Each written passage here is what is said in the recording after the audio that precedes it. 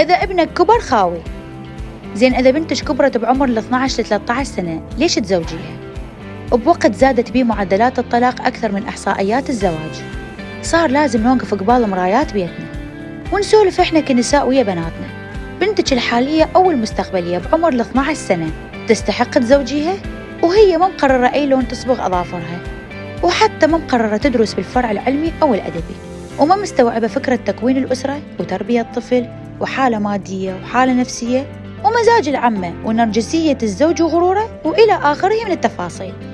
صحيح ممكن تشذ حالات وتكون الأنثى أشبه بالمتكاملة فكرياً قبل أن تكون متكاملة جسدياً وبهذه الأعمار المبكرة بسبب بيئتها الأسرية الناضجة، لكن لو ردنا نقيس هذه النسب يا ترى ايش قد تكون من مجمل حالات تزويج الخاسرات؟